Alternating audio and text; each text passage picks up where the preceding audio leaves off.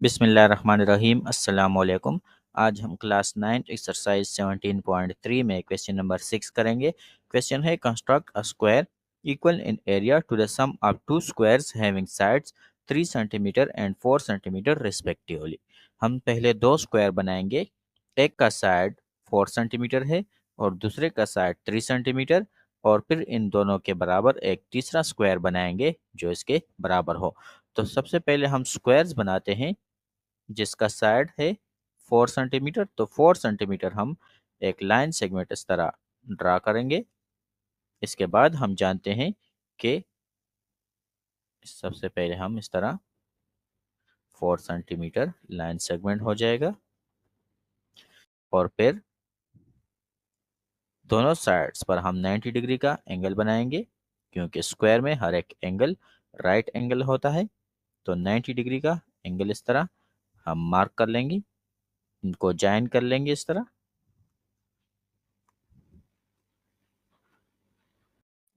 और फिर हम कंपास खोल देंगे 4 सेंटीमीटर, जो कि नीचे के लाइन के बराबर होगा। तो 4 सेंटीमीटर हम इस तरह कंपास खोल देंगे और आर्क्स हम लगा लेंगे इन राइट एंगल्स के ऊपर इस तरह, एक साइड पर और दूसरे साइड पर भी हम इस तरह आर्क्स लगा लेंगे। दोनों आर्क्स को ज्वाइन कर लेंगे इस तरह। हम दोनों आर्क्स को ज्वाइन करते हैं। सो इससे एक स्क्वायर बन गया जिसका हर एक साइड है 4 सेंटीमीटर, 4 सेंटीमीटर। इसको हम नाम दे सकते हैं ए, बी, सी और डी। सो ये एक स्क्वायर हो जाएगा ए बी सी डी। इसके बाद हम एक और स्क्वायर बनाते हैं जिसका साइड 3 सेंटीमीटर हो, जो कि हमारे पास गिवन है। तो हम 3 सेंटीमीटर का एक स्क्वायर बनाते हैं। इसके लिए हम सबसे पहले 3 सेंटीमीटर इस तरह एक साइड को एक्सटेंड कर लेंगे, किसी भी साइड को। तो मैं इस साइड को एक्सटेंड करता हूँ इस तरह 3 सेंटीमीटर, क्योंकि इसका साइड 3 सेंटीमीटर है। तो 3 सेंटीमीटर मैंने इसको इस तरह एक्सटेंड कर लिया, और हम कंपास खोल देंगे, क्योंकि एक साइड अगर हमें मालूम हो स्क्वायर का तो बाकी साइड्स हम कंपास की मदद से आसानी फाइंड कर सकते हैं। तो इस साइड के बराबर हम इस तरह कंपास खोल देंगे, आर्क्स हम लगाएंगे हर एक साइड पर। एक आर्क में यहाँ पर ऊपर लगाता हूँ, एक आर्क में यहाँ पर लगाता हूँ।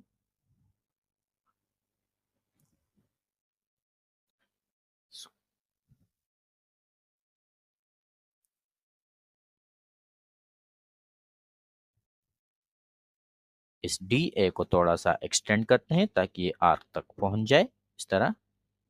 इसको एक्सटेंड कर लेंगे 90 डिग्री के एंगल से। सो हम वही कंपास अब यहाँ पर रख लेंगे और इस तरह आर्क लगा लेंगे, और इन सबको आप ज्वाइन कर लेंगे इसको इसके साथ। इसी तरह इसको इसके साथ इस तरह ज्वाइन कर लेंगे। तो इससे एक स्क्वायर बन गया एक और, जिसको हम नाम दे सकते हैं। इस पॉइंट को हम नाम देंगे ई का, ई।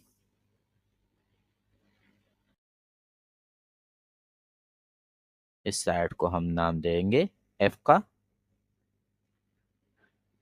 और इस साइड को हम नाम देंगे जी का।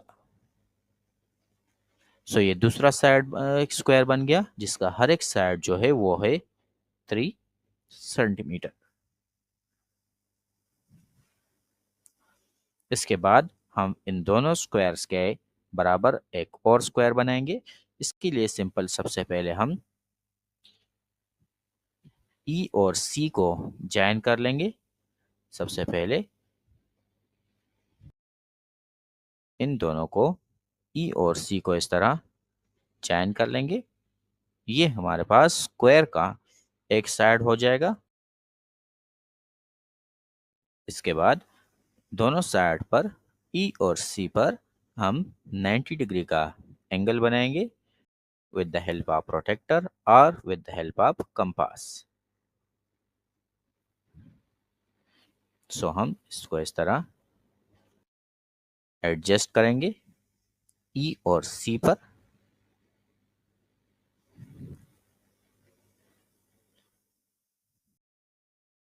मैंने सी पर इसको एडजस्ट कर लिया है।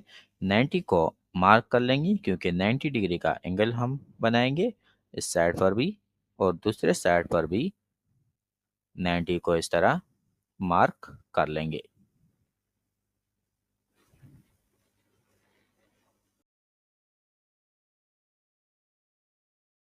अब इनको जॉइन कर लेंगे।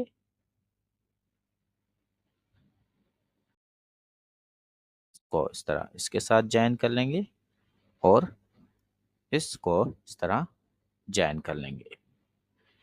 अब हम इस साइड के बराबर कंपास खोल देंगे।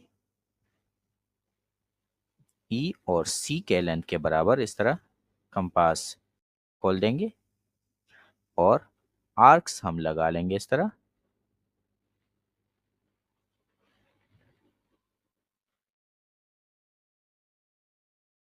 इस तरह आर्क्स लगा लेंगे यहाँ पर भी और इस साइड पर भी हम आर्क लगा लेंगे।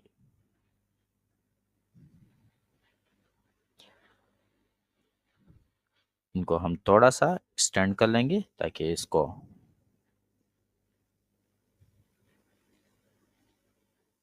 बाइसेक्ट कर ले। इसको भी एक्सटेंड कर लेंगे इस तरह थोड़ा सा।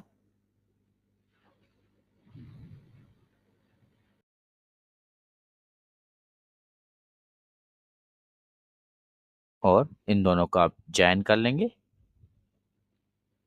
इस पॉइंट को हम जॉइन कर लेंगे इस पॉइंट के साथ। इससे एक स्क्वायर बन जाएगा जो कि हमारा रिक्वायर्ड स्क्वायर है। इनको हम नाम दे सकते हैं। इस पॉइंट को मैं नाम देता हूं एच का और इस पॉइंट को मैं नाम देता हूं आई का।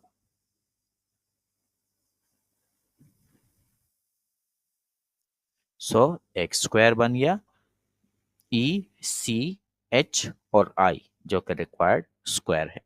स्टेप ऑफ कंस्ट्रक्शन को देखते हैं। Draw a line segment AB is equal to 4 centimeter. Draw two right angles at A and B. Draw two arcs of length 4 centimeter at center A and B.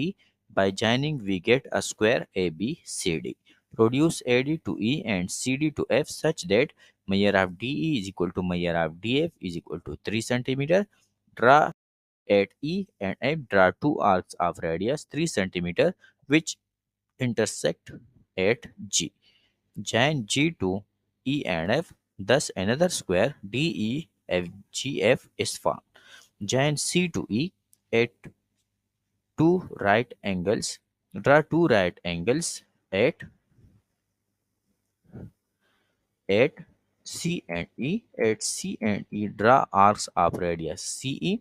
By joining, we get a square ECHI, which is the required square.